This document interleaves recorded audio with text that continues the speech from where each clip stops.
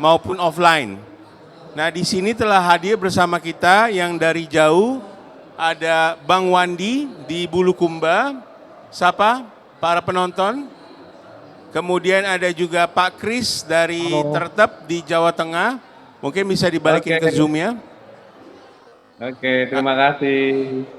biar Ya, bisa di selamat Zoom. sore. Nah, kemudian ada Oke. juga yang hadir bersama kita saat ini secara langsung atau offline. Ada Ibu Latifah. Ibu Latifah silahkan maju ke depan.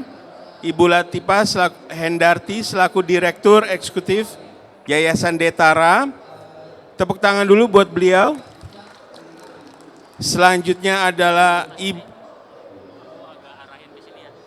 selanjutnya Ibu Ida Pardosi. Silahkan ke depan, tepuk tangan. Ya.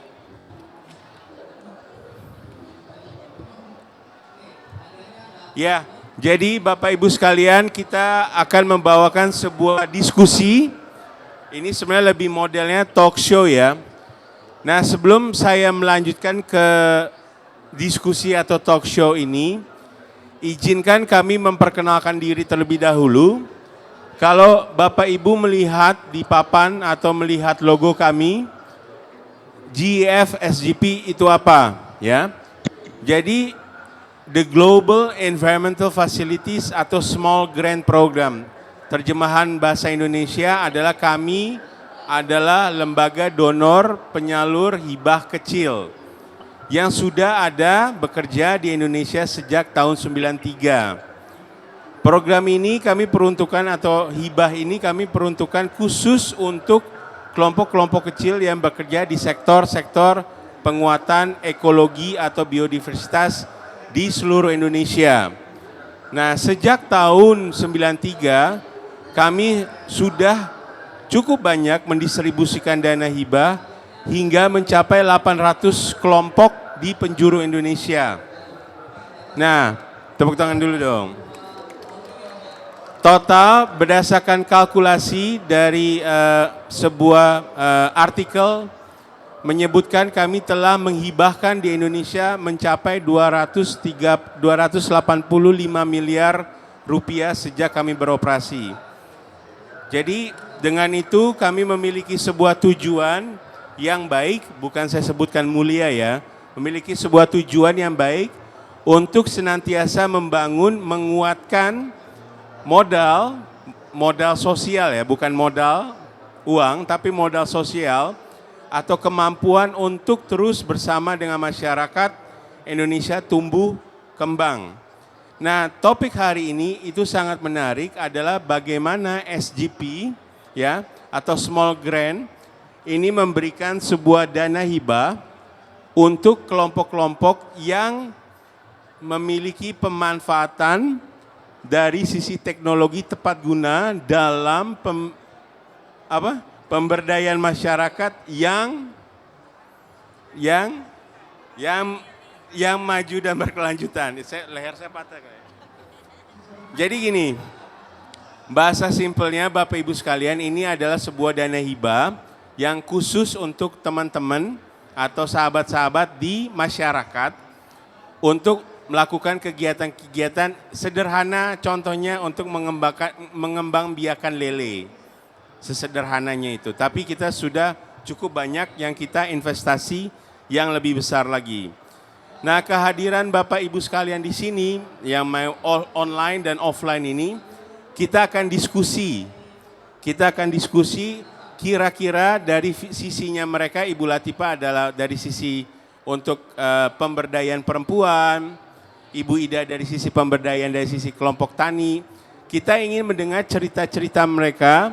Seperti apa sih yang bisa menguatkan kelompok masyarakat yang sifatnya berkelanjutan. Nah, tanpa panjang lebar, saya juga mengundang sahabat-sahabat secara online. Nah, ini adalah trik permainannya atau kita konsepin dari secara kegiatan. Bapak Ibu nanti bebas bertanya.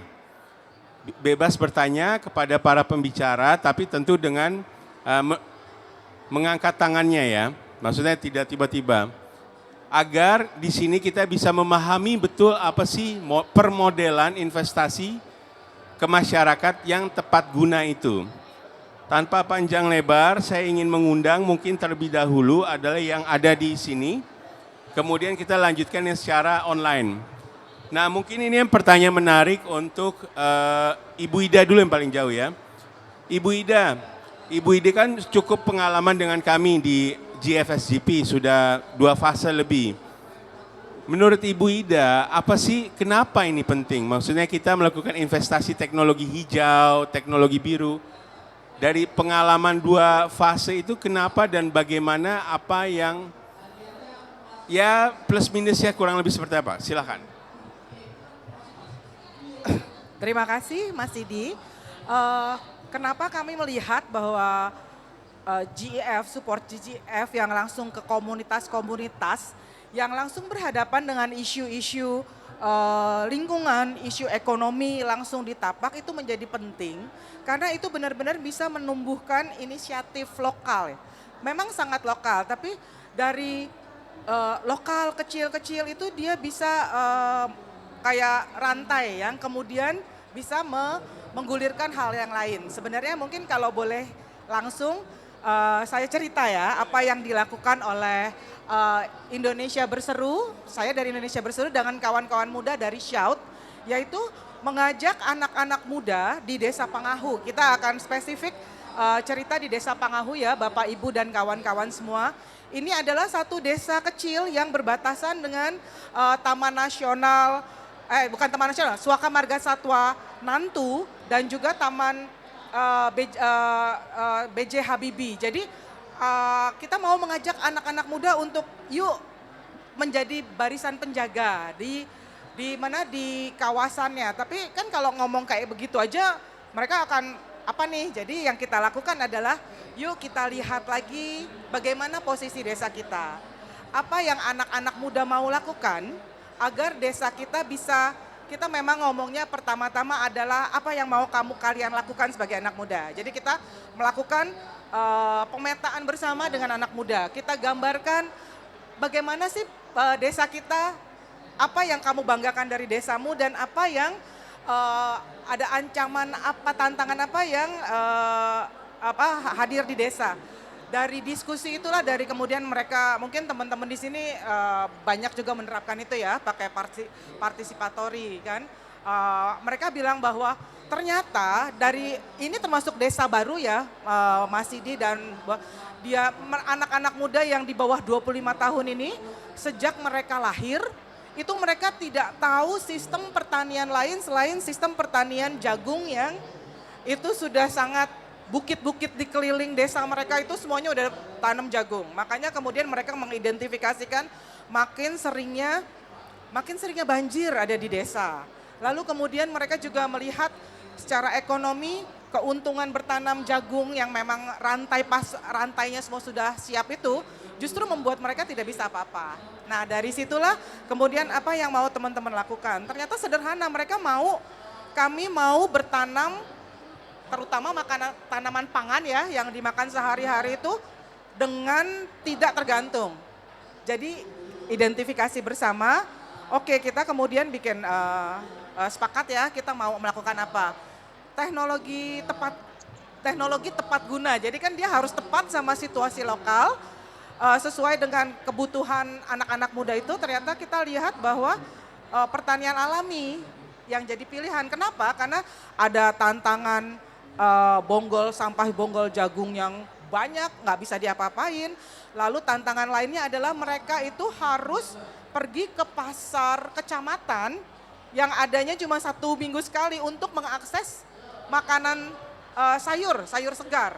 Ini kan kadang-kadang ironis ya, masyarakat desa yang hidup di pedesaan dengan lahan-lahan pertanian luas, itu nggak bisa mengakses mengakses sayur segar. Nah ini juga oleh teman-teman dijadikan peluang ekonomi sekaligus membuka akses pangan sehat ke warga sekitar. Oke. Ya, dimulai ya. Gitu. Ini menarik ya, jadi apa yang telah disampaikan oleh Ibu Ida adalah saya menangkap beberapa kosakata penting. Yang pertama adalah pemuda ya. Kemudian yang kedua adalah keterlibatan aktif mereka. Ketiga adalah kita harus bisa membuat sebuah rencana jangka panjang. Nah di sini sebelum saya berganti ke Ibu Latifa, saya ingin mengajak Bapak Ibu sekalian bercerita juga kepada kami, adakah rencana-rencana atau aksi-aksi yang dilakukan Ibu dan Bapak bersama dengan pemuda di daerahnya dan bagaimana bentuknya? Enggak usah. Ya, ada enggak? Kalau enggak kita langsung lanjutkan ke Teh Latifa. Misalkan ada tidak di wilayah Bapak Ibu rumah tinggal di mana pemuda itu dilibatkan dalam program-program kemasyarakatan yang Bapak Ibu ciptakan. Nanti kita simpan buat nanti, kita lanjutkan ke Teh Latifa. Ya Teh, ini lanjutkan untuk tadi tentang pemuda. Kita mengetahui kalau pemuda atau anak muda itu pasti ada jenis kelamin ya. Ya kan, ada yang laki-laki, ada yang perempuan.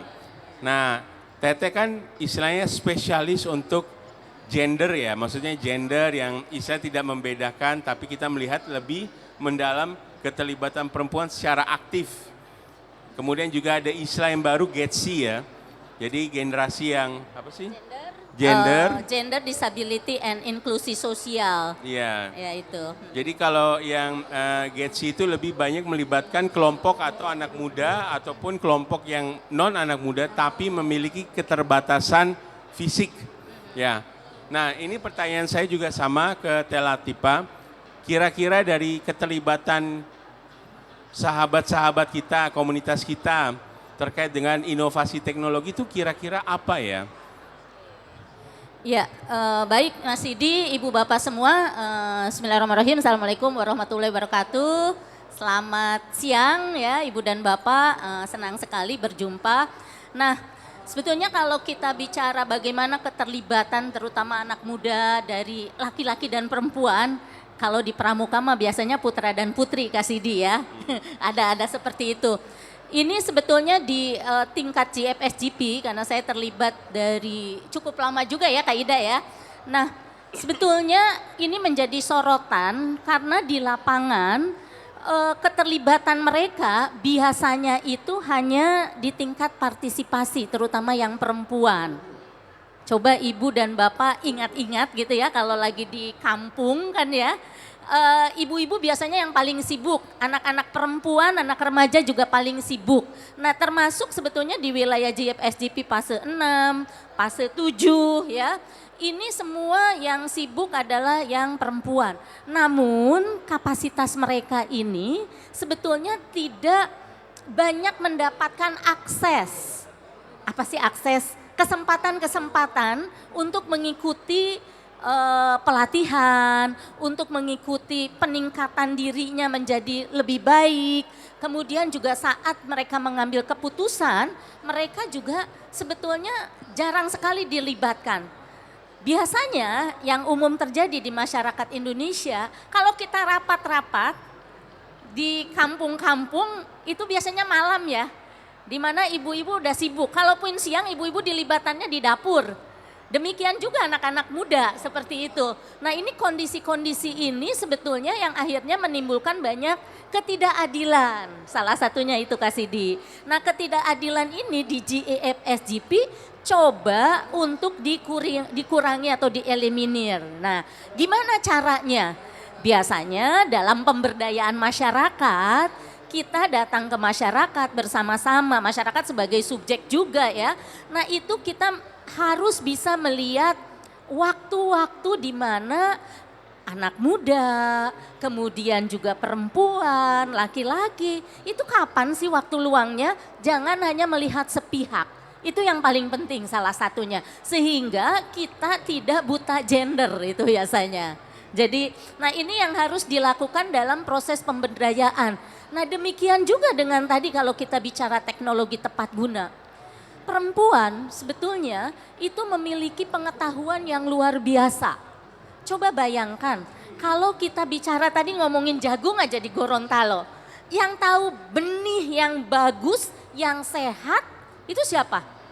Ibu-ibu biasanya, betul nggak? Dan anak-anak gadis. Karena mereka biasanya yang terlibat aktif dalam proses tersebut gitu loh. Kemudian yang kedua, cara mengolahnya. Cara mengolah, memipil dan sebagainya. Walaupun yang memikulnya adalah bapak-bapak gitu atau laki-laki, tapi kemudian yang mengolahnya ibu-ibu. Kemarin kita pernah ke Balangtieng, disuguhinlah kami bubur jagung. Luar biasa. Saya tanya ini siapa yang bisa memasak ini? Hanya ibu-ibu pengetahuan itu. Dan itu sebetulnya bagaimana teknologi salah satunya Kak Sidi kalau dikaitkan. Teknologi kan jagung ini biasanya lama masaknya ya. Nah gimana caranya mempercepat supaya bisa cepat masak gitu loh. Ini artinya apa kalau kita kaitkan dengan GFSGP? GFSGP dalam melakukan pemberdayaan masyarakat itu juga sangat concern dengan lingkungan karena vokal areanya kan salah satunya tuh lingkungan, keanekaragaman hayati, mengurangi terjadinya perubahan iklim gitu ya. Yang tentunya ketika masak, ibu-ibu sekarang mah gampang ya pakai gas gitu ya. Kalau di kamu masih pakai bahan bakar kayu gitu ya, kayu bakar dan sebagainya. Gimana caranya masak cepat supaya kayunya juga dihemat, supaya nggak menimbulkan emisi. Itu butuh teknologi. Teknologinya apa salah satunya? Bikinlah nanti mungkin ada teman yang bisa cerita kompor atau tungku hemat energi. Nah itu salah satu yang GEFSGP juga lakukan. Dan ini berarti juga membantu perempuan untuk tidak terlalu jauh mengambil kayu bakar ketika bapak-bapaknya sedang bekerja di, misalkan kalau yang di pesisir itu adalah mencari ikan. Jadi ini adalah ketika bicara tentang gender issue, ini benar-benar analisis sebetulnya. Yang kita harus angkat ini di masyarakat ini, kekuatan kita menganalisis bahwa ada dua jenis kelamin di masyarakat itu, yaitu laki-laki dan perempuan, yang kemudian dalam struktur masyarakat Indonesia biasanya itu kemudian akhirnya di-labeling, dibedakan dan sebagainya. Nah GFSGP dalam hal ini kita mendorong supaya analisis gender ini betul-betul bisa memberikan keadilan kepada dua belah pihak sehingga bukan hanya partisipasi, akses, kontrol dan manfaat dari kedua belah pihak dirasakan secara bersama. Nah terkait dengan isu GEDSI, disability, kita selama ini biasanya tidak memperhatikan, jarang sekali yang memperhatikan bahwa di masyarakat itu ada juga kalau dulu istilahnya tuna ya, bukan ikan gitu ya. Tapi sekarang ini ya nyebutnya disability, jadi ada yang tidak bisa melihat, ada yang tidak bisa berjalan dengan baik. Misalnya kemarin ada kegiatan masih di Sulawesi, di mana ibu yang tidak dapat melihat, tapi terlibat aktif dalam kegiatan GFSGP berkebun.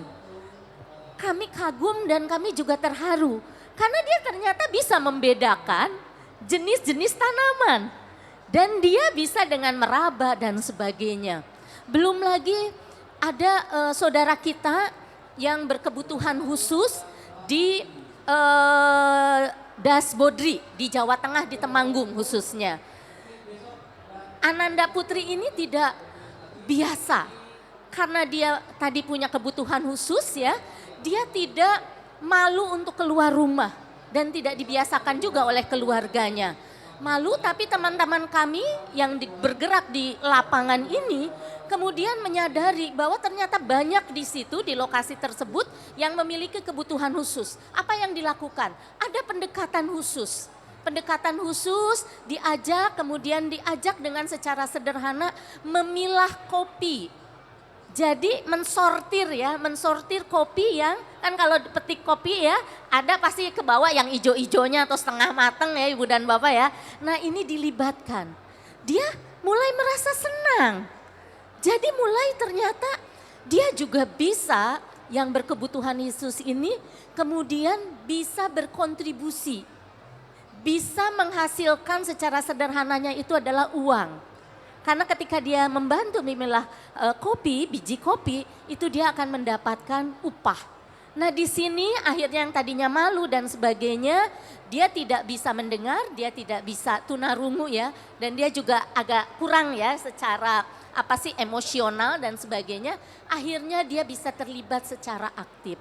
Nah ini adalah bentuk bagaimana intervensi GFSGP dalam akses GEDSI dan juga sebetulnya tadi ada teknologi-teknologi yang sederhana yang sebetulnya bisa meningkatkan efisiensi, bisa membantu mengkonsep lingkungan, bisa membantu tadi mengurangi pemanasan global dengan tungku hemat energi, dengan cara masak yang lebih cepat.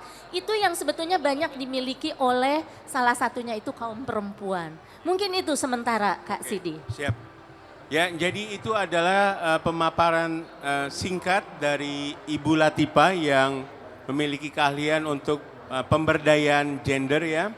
Tapi sebelum saya beralih kepada pembicara kita online, saya ingin share kepada para hadirin hal-hal yang telah dilakukan GFSGP selama satu periode atau berdurasi 4 tahun. Kita di sini ada sebuah dokumen bisa dilihat di papan, namanya Solusi Berbasis Masyarakat, Pemanfaatan Teknologi Tepat Guna dalam Pemberdayaan Masyarakat yang Mandiri dan Berkelanjutan. Nah kita lihat yang pertama modelnya adalah sumur resapan.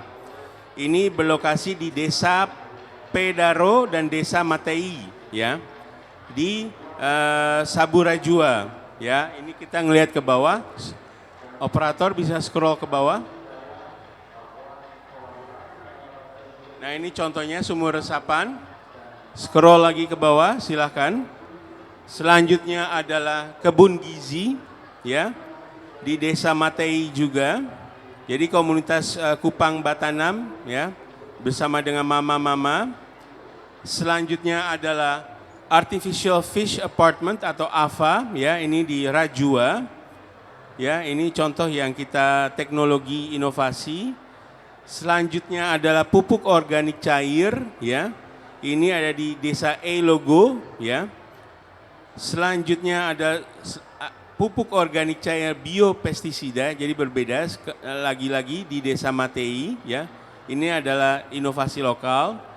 Selanjutnya ada lubang resapan di Desa Pedaro juga.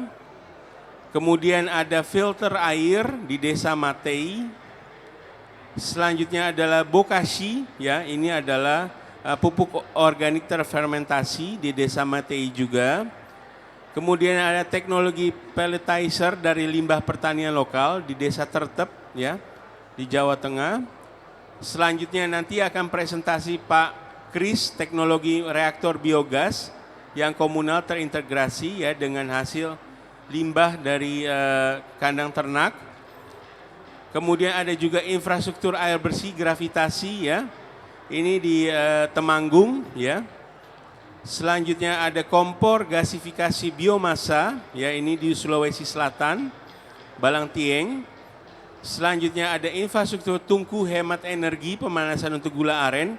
Kita sudah juga ada hadir bersama kita online, Bang Wandi ya di Balangtieng. Kemudian ada jaring ijuk konservasi, ini di Gorontalo kalau kita ngeliat. Selanjutnya ada pembangkit listrik Pico Hidro, ini di Gorontalo Bapak Ibu. Nah, mungkin itu berbagai contoh yang telah kami inovasi secara kelokalan. Nah, tidak panjang lebar, saya ingin mengundang selanjutnya pemateri secara diskusi adalah Pak Kris. Pak Kris sudah hadir bersama kita secara online. Pak Kris. Sudah, oke, sudah Mas Sidi. Oke, sudah Pak bergabung Kris. di sini. Selamat Ya. sore, Assalamualaikum. Selamat sore juga, Waalaikumsalam Mas Sidi. Ya. Waalaikumsalam, terima kasih. Ya Pak Kris, bisa cerita apa sih yang menjadi mimpi Pak Kris dan sudah dilakukan selama ini dengan warga untuk inovasi teknologi hijau. Jadi bisa berbagi kisah kepada para hadirin yang hadir di Envirotech pada sore hari ini. Silakan Pak Kris.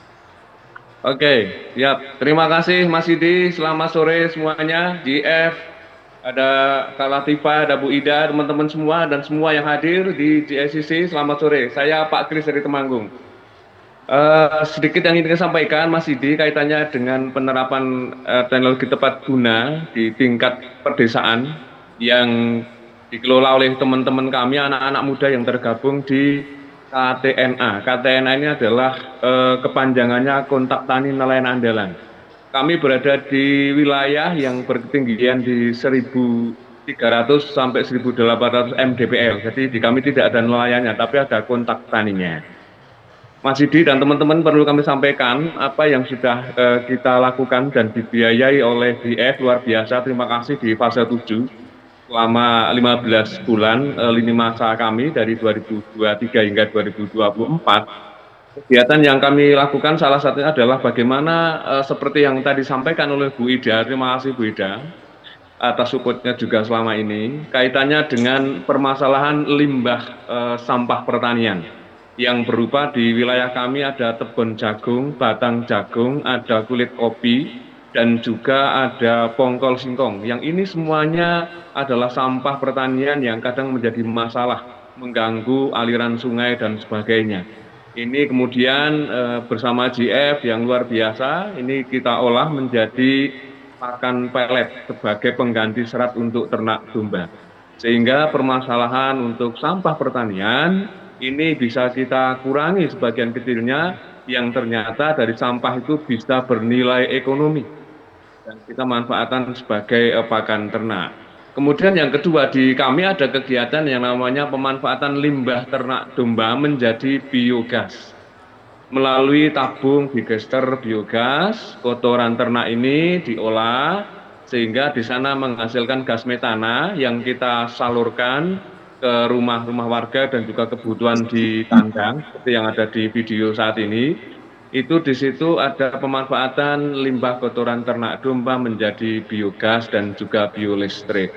Dan kami juga membantu anak-anak muda di wilayah kami ini kunjungan dalam rangka untuk belajar bagaimana sih kita bisa memanfaatkan sampah itu menjadi sesuatu yang bernilai, yang bermanfaat.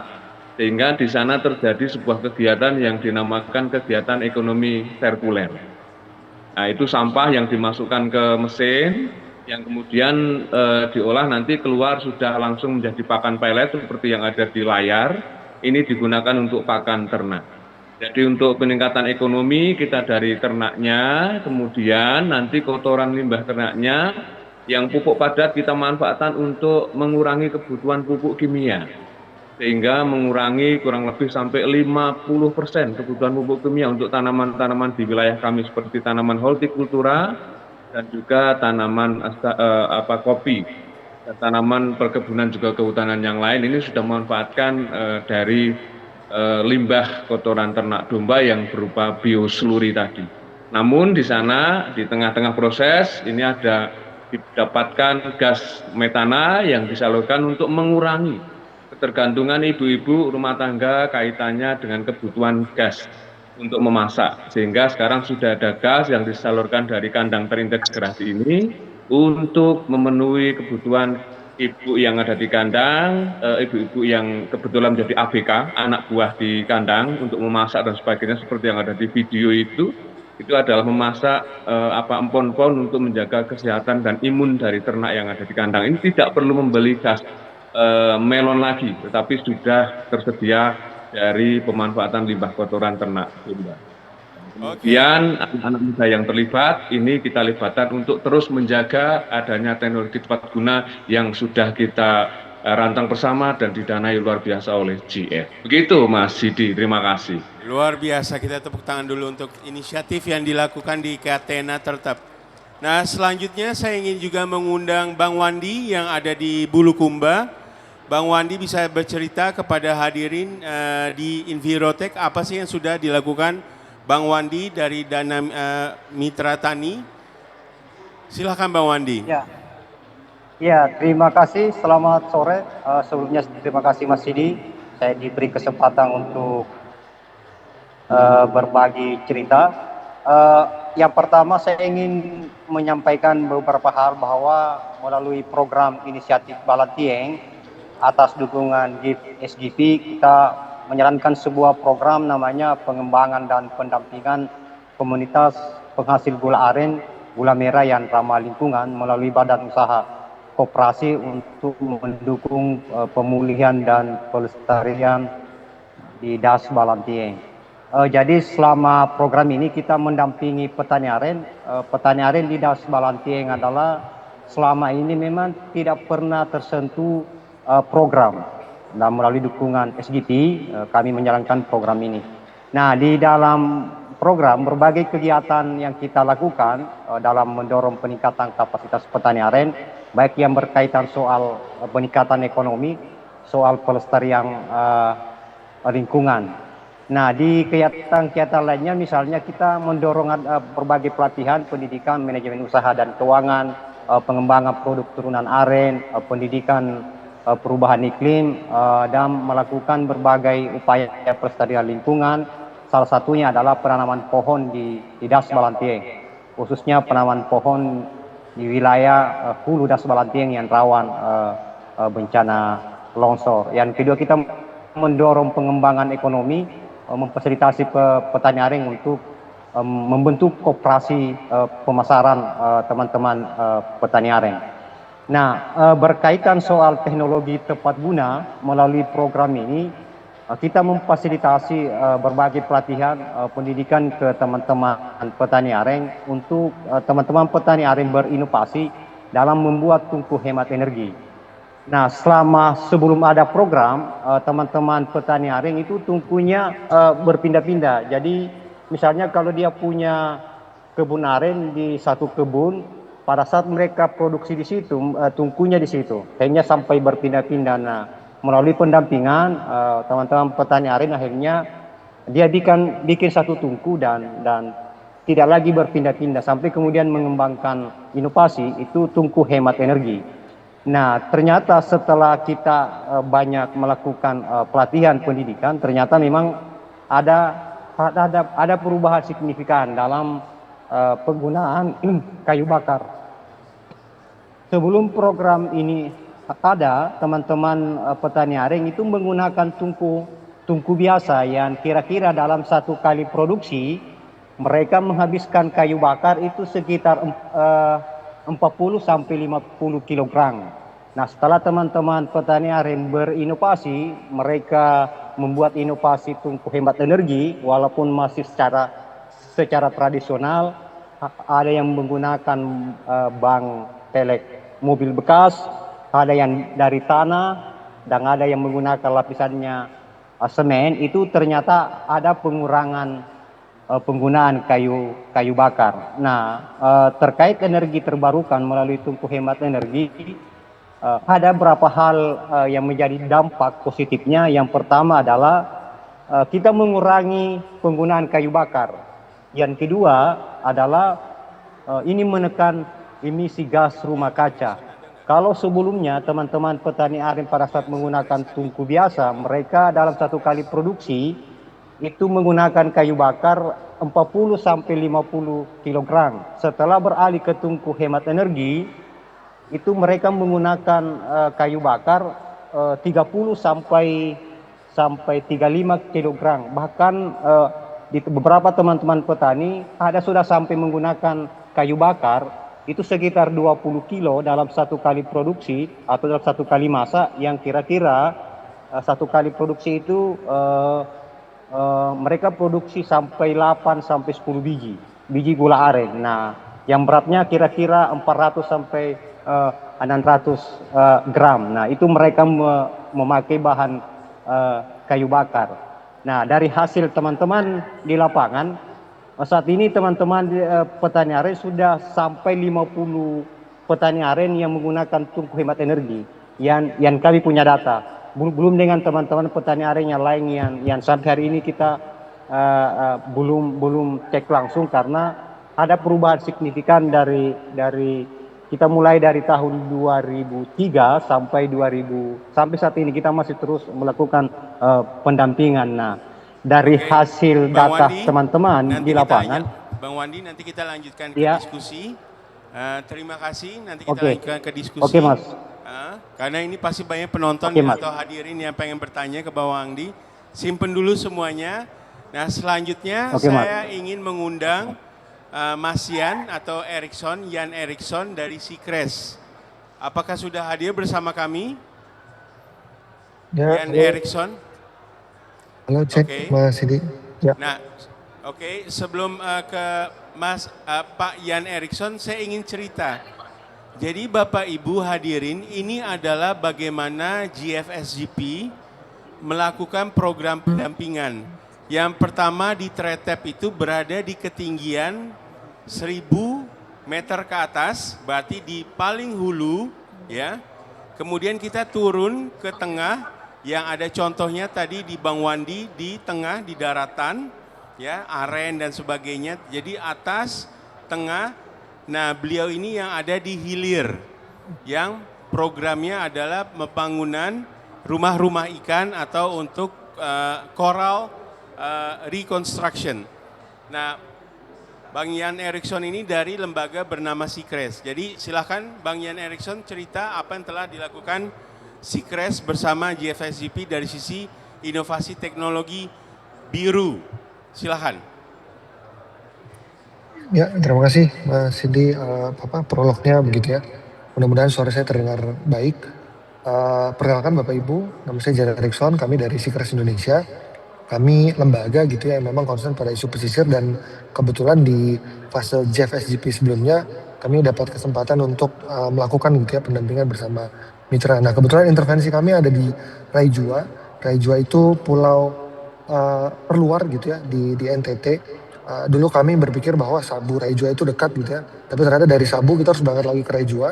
Nah, pendekatan kami singkatnya adalah kami melihat masyarakat pesisir di sana itu tidak familiar dengan cara menangkap ikan yang lebih mudah seperti itu Bapak Ibu. Jadi mereka harus spear gun dan segala macam. Nah, sehingga kami kebetulan memang pernah base di Semarang, kemudian kami punya knowledge di ilmu kelautan. Kami mencoba melakukan pendampingan terkait dengan pembuatan rumah ikan buatan berbahan beton gitu ya, rumah ikan buatan berbahan beton dan transplantasi terumbu karang dengan substrat beton. Nah, kenapa beton?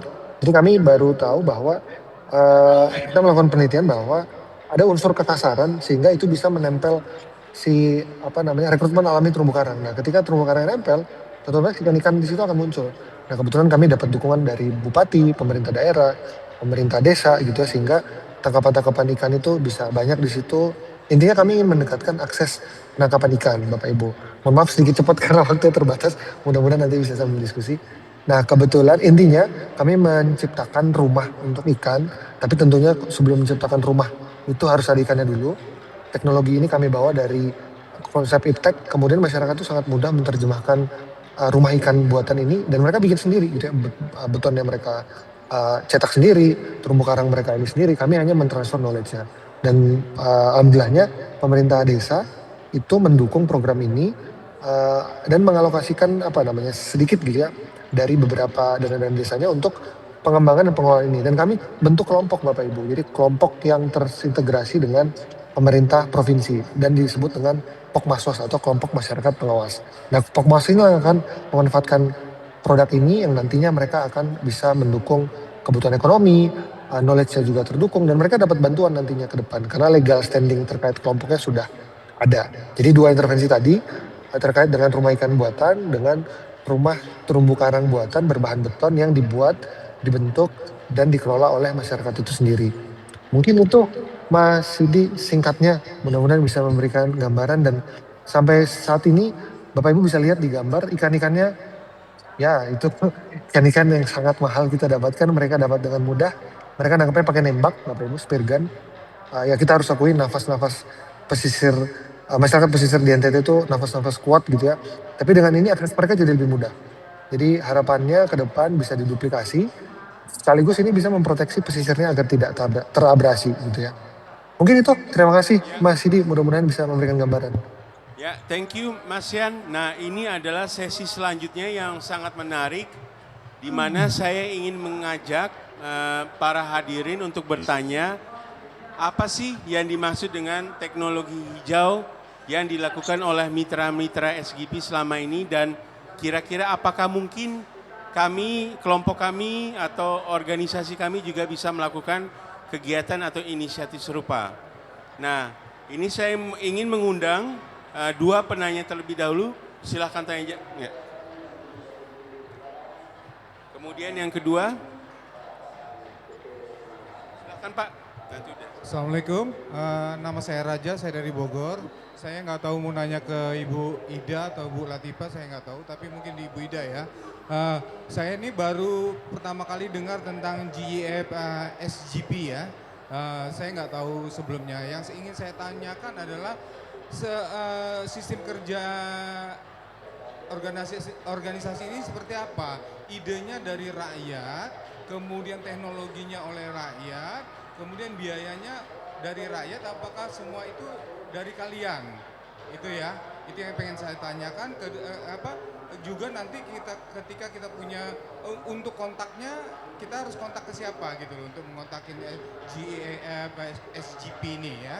Nah, kedua, yang saya dari Bogor, yang saya perhatikan di Bogor itu sebenarnya ada masalah lingkungan juga, di mana limbah dari kelapa muda itu, sabutnya itu banyak sekali membuat sampah, ya kan? Nah, saya pernah mendengar bahwa ternyata sabut itu bisa digunakan untuk bisa diekspor. Nah, SGP bisa nggak turun ke Bogor untuk mengolah memberikan pendidikan ke rakyat setempat supaya limbah itu tidak menjadi sampah tapi berguna untuk ekonomi rakyat yang bisa dikelola rame-rame ataupun mungkin individu. Begitu aja sih dari saya. Terima kasih. Ya, selanjutnya. Jadi sembari kita menunggu jawaban, mungkin saya izin menjawab dulu daripada lupa. Ya. Ingatan seperti Mas Koki. Jadi Bapak yang dari Bogor, punten nama Bapak siapa? Naja. Ya, saya adalah koordinator nasional buat GFSGP. Jadi gini Pak, kalau Bapak pernah menikmati fasilitas Transjakarta, itu adalah dana GF. Tapi GF yang besar, kami adalah GF yang kecil, yang mengelola dana hibah kecil. Nah kalau ditanya kami itu seperti apa, kami adalah program dunia, ada di 127 negara. Nah di bawah kelola kami yang sekretariat, yang kita menyalurkan dana hibah secara 4 tahun sekali atau kita sebutnya dengan operational phase. Nah tentunya kami berpindah-pindah lokasi. Nah untuk yang apakah memungkinkan di Bogor, tentu mungkin karena kami di sana bukan kita salurkan secara hibah langsung ke Bapak, tapi kami memiliki misalkan MOU dengan IPB. Atau kita juga memiliki tenaga ahli Ibu Latifah yang orang Bogor, nah beliau orang Bogor, jadi juga bisa membantu untuk pengembangan. Jadi kami sangat mengundang untuk diskusi dan memang Bapak belum pernah mendengar kami, betul kami ingin berada tidak didengar itu. Karena kami tidak menjual nama tapi kami menjual aksi. Dengan moto kami ada aksi lokal dampak global. Jadi kita nggak woro-woro gitu, emang diam-diam tapi berjalan gitu. Nah mungkin yang untuk serat kelapa silakan, saya tidak memiliki pengalaman di Bogor dengan serat kelapa. Baik, terima kasih Pak Raja. Saya orang Bogor asli, makanya namanya Latifah Pak, Sunda pisannya. Jadi kalau terkait serat kelapa sebetulnya IPB sudah membuat teknologi. Jadi ada salah satunya itu dibuat untuk media tanam, itu satu ya. Kemudian yang kedua ada dilinting-linting untuk juga mencegah erosi. Jadi kan kalau selama ini biasanya kita pakai bronjong ya. Kalau di lahan miring itu, nah IPB sebetulnya sudah mengembangkan itu sehingga nanti ketika itu dipasang seperti bronjong, itu di tanah itu karena ini sifatnya organik ya, serabut kelapa ini, jadi bisa tumbuh tanaman sehingga kita tidak harus menanam terlalu susah lagi karena bukan batu yang dilindungi tapi juga tadi ya organik. Nah itu kemudian juga ada yang mengembangkan yang lainnya itu adalah untuk tali temali ya seperti itu mah zaman dulu ya. Itu mungkin kira-kira sebetulnya di IPB sendiri sudah ada teknologi tepat guna yang sudah berkembang cukup lama ya. Seingat saya itu mungkin 15 tahun yang lalu sudah dikembangkan seperti itu. Hanya memang persoalan di Bogor ini kan kita nih persoalan sekarang kalau di Jakarta nih udah ada Ingub ya, instruksi gubernur memilah sampah organik di rumah masing-masing. Di Bogor ini masih papalatak ya Pak ya sampahnya ya. Nah ini yang sebetulnya kita harus segera dorong untuk memilah sampah sehingga tumpukan-tumpukan sampah itu tidak seperti itu tapi yang tadi masih bisa berguna dimanfaatkan lagi. Mungkin itu sih salah satunya. Tapi ini mungkin ide yang bisa juga nanti bisa dikembangkan oleh GIF bersama dengan IPB. Sekarang namanya IPB University ya. Itu Pak sekitar. Institut Perbankan ya. Oke, selanjutnya Bapak silakan kalau ada pertanyaan. Ya, nanti Terima kasih, bisa saya dioper. Muatsir dari DLH Makassar. DLA Makassar. Iya, Sulawesi. Oh, Iya, jadi kita saya paham program betul kita. tentang Das Valentine seperti dijelaskan tadi. Ya. Yang sebenarnya yang saya pikir adalah pemanfaatan teknologi, tapi permasalahan yang sekarang lagi viral ini kan adalah persoalan sampah memang menyambung seperti dengan Bapak tadi. Nah di Das Valentine itu sampahnya kalau setiap tahun itu bisa menimbulkan banjir. Jadi kalau kita melihat das, mestinya mungkin harus seperti yang Bapak bilang tadi, kita harus melihatnya dari hulu, tengah dan hilir. Nah di hulu ini persoalan sampah itu bisa kita berikan teknologi bagaimana memberikan semacam kompensasi, semacam perhatian kepada masyarakat di hulu untuk bagaimana mereka menanam dengan melalui penukaran sampah yang ada di hulu dengan diberikan bibit misalnya di hulu di Kahaya itu mereka sangat dengan sekali dengan menanam tanaman-tanaman kopi misalnya itu kan bisa dilakukan seperti itu. Kalau melihat ke tengah yang di Pak Wandi tadi itu bisa dengan mereka membuat tungku bakar tetapi bahan bakarnya bisa dari sampah. Jadi mereka memilah sampah dulu, sampah organik itu selesai dengan pupuk kompos, kemudian plastik itu bisa dengan mereka membuat bank sampah dan mereka bawa ke bank sampah yang ada bank sampah Merdeka di Andrang gitu di tengah. Kemudian dan sampah-sampah yang residu ini bisa dibuat untuk bagaimana bahan bakar dari tungku-tungku yang tadi. Jadi persoalan ekonomi masyarakat selesai dan persoalan sampah selesai di tengah dan di hilir. Nah inilah yang jadi persoalan. Setiap tahun di Das Valentine itu pasti banjir. Iya pasti banjir karena ada sampah yang tidak selesai di persoalan antara hulu, tengah dan ini berdampak di hilir. Banjir itu ada di desa-desa Manjalding, di desa pokoknya di ujung Loy sana di Das Valentine ini. Dan persoalannya adalah sampah plastik yang ada di muara sungai dan sampai bahkan ke laut. Nah ini bisa dengan teknologi-teknologi apa yang bisa menyelesaikan sampah-sampah ini? Misalnya dengan membuat semacam paving block dari sampah plastik itu bisa karena sampah-sampah plastik yang di laut itu sangat sulit untuk diterima di bank-bank sampah karena itu sudah terkontaminasi dengan ini. Itu kan bisa dibuat dengan melelehkan itu dengan membuat sebagai paving block yang bisa dimanfaatkan langsung untuk masyarakat sendiri. Itu mungkin bisa saran kami dan yang ke depan kalau ini bisa dilakukan. Jadi persoalan sampah selesai, ekonomi masyarakat bisa meningkat dengan hal seperti itu dan das juga bisa bersih dengan adanya kegiatan-kegiatan seperti itu. Makasih. Assalamualaikum warahmatullahi wabarakatuh. Waalaikumsalam. Jadi nanti mungkin bisa ditambahkan oleh Bang Wandi ya, tapi izin cerita, memang pendekatan kami di fase 7 atau yang dari tahun 2022 2026 adalah memang pendekatan berbasis das. Das Valentine dari Kahaya sampai ke Balang.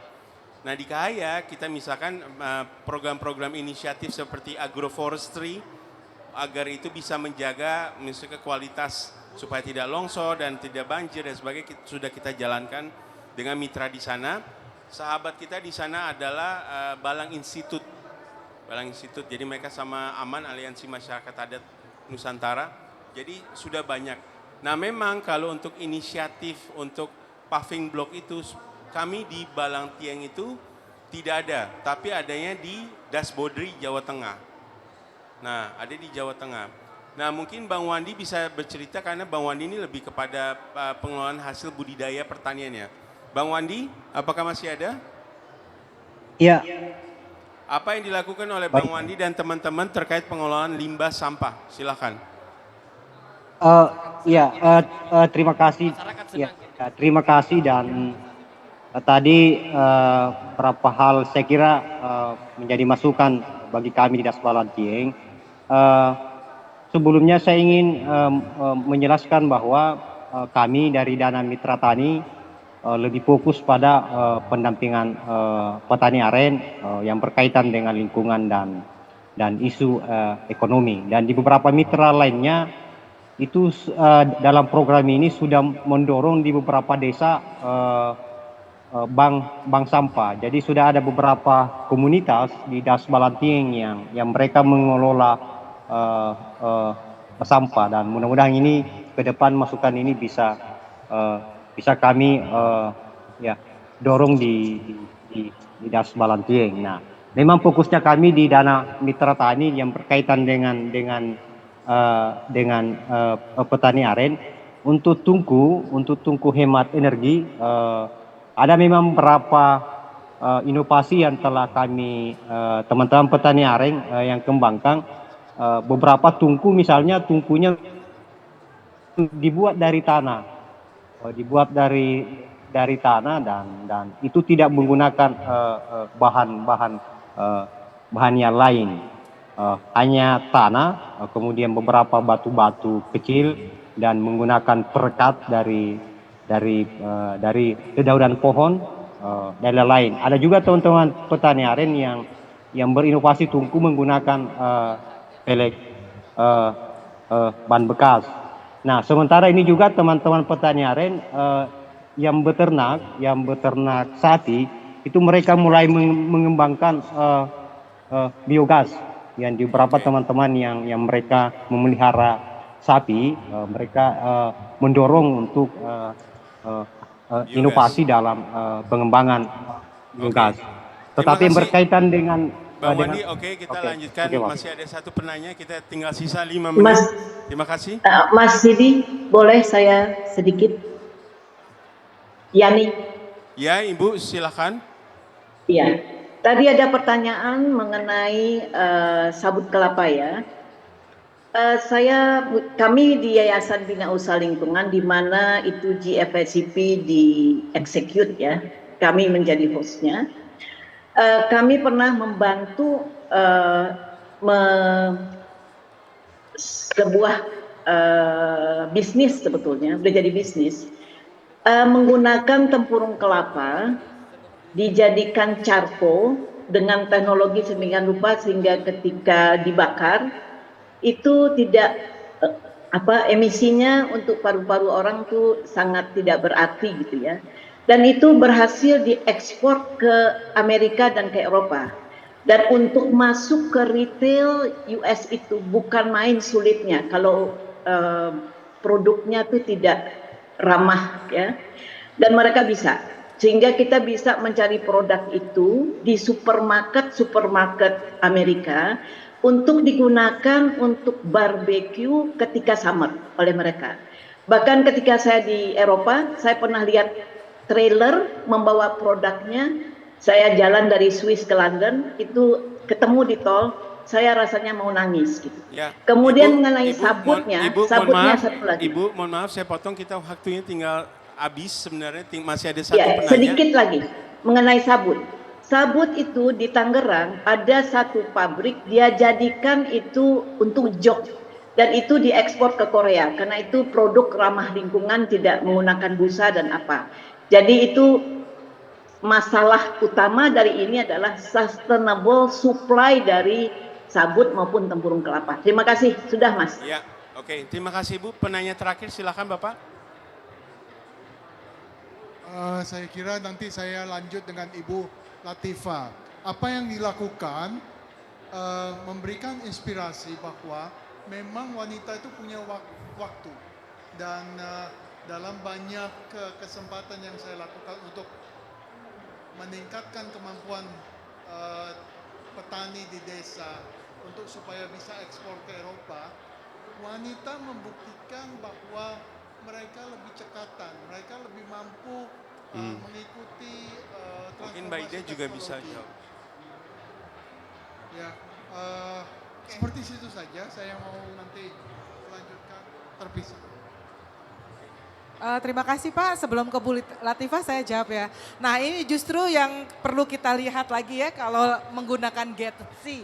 Karena kita juga tidak mau justru teknologi-teknologi yang ini ramah lingkungan dan tepat guna, kita tidak mau lagi mengulang bahwa perempuan akan terbebani. Kadang-kadang ngelihat perempuan ini sedikit, banyak waktu luangnya. Justru kita melihat bersama antara laki-laki dan perempuan, jam kerjanya bagaimana, lalu kita bicarakan pembagian tugasnya dan teknologi tepat guna apa yang berdasarkan sumber daya lokal dan bisa dikuasai oleh perempuan untuk membantu mereka menyelesaikan pekerjaannya yang lebih efisien, lebih cepat dan memberi mereka waktu juga untuk meningkatkan kapasitasnya. Bukan berarti teknologi tepat guna ini kemudian membuat perempuan harus mengerjakan banyak hal lagi karena itu kemudian yang kita tidak mau teknologi tepat guna atau teknologi apapun jadi membuat beban ganda buat perempuan. Jadi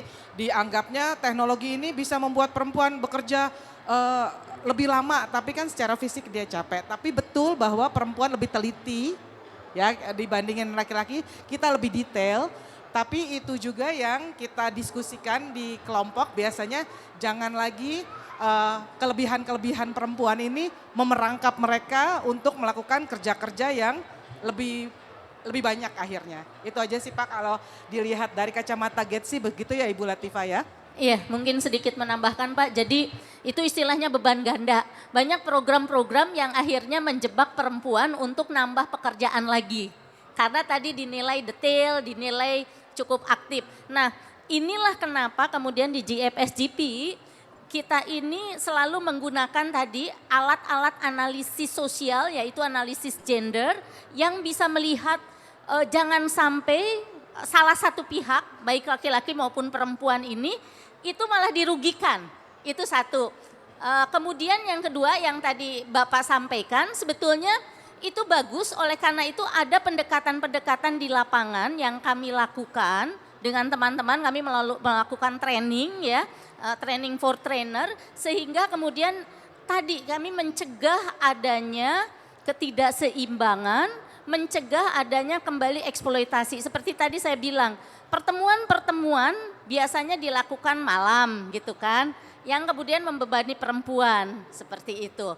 Nah kalau yang tadi Bapak sampaikan itu cukup baik ya, ada baiknya, namun tetap kami biasanya akan melihat lagi di lapangan itu ada pertanyaan-pertanyaan krusial yang nanti kepada perempuan maupun kepada laki-laki. Karena kadang-kadang ada juga perempuan yang kemudian lebih berdaya, tapi kemudian laki-lakinya yang kemudian jadi cemburu seperti itu. Nah kami tidak ingin hal-hal tersebut terjadi di lapangan. Itu yang perlu memang betul-betul mitranya GFSGP ini dibekali dengan alat analisis gender salah satunya. Mungkin itu sementara Pak. Kalau diskusi lebih panjang memang ini membutuhkan diskusi lebih panjang ya Pak ya karena pemahaman bersama ini perlu sekali. Itu mungkin. Ya, bisa saya tambahkan. Siapa? Waktunya sudah habis. Mohon maaf Bapak Ibu. Karena sudah ada sesi lain yang menanti di belakang, tapi izin saya menyimpulkan secara singkat dan padat bahwa Bapak Ibu yang bergerak di sektor komunitas, masyarakat, bahwa masih ada harapan untuk bisa mensupport mereka. Silahkan berkomunikasi dan berdialog dengan kami masih ada hingga 3 hari ke depan, 2 hari ke depan, di sebelah kiri tangan saya, booth C9 untuk tanya jawab kira-kira apa yang bisa kita rencanakan dan kolaborasi ke depan. Nah itu sebagai kesimpulan saya ingin berterima kasih dan tepuk tangan dulu untuk Ibu Ida, Teh Latifah, kemudian Mas Yan, Bang Wandi dan Pak Kris sudah hadir bersama kita secara online. Mungkin itu saya tutup. Wa taufiq wa hidayah. Assalamualaikum warahmatullahi wabarakatuh. Sebelum kita ya, ada untuk hadiah bagi para penanya. Apa? Hadiah untuk penanya. Ya, mana? Ya, ada hadiah untuk bagi para penanya. Mungkin itu saja, terima kasih. Kayak itu pernyataan. Itu pertanyaan pernyataan. Ada hadiah untuk penanya. Nah, itu adalah pernyataan. Silakan. Ya. Gak usah dipanggil loh, langsung aja. Udah ditunggu itu. Maaf ya, kita ditunggu. Ya, tepuk tangan dulu semua.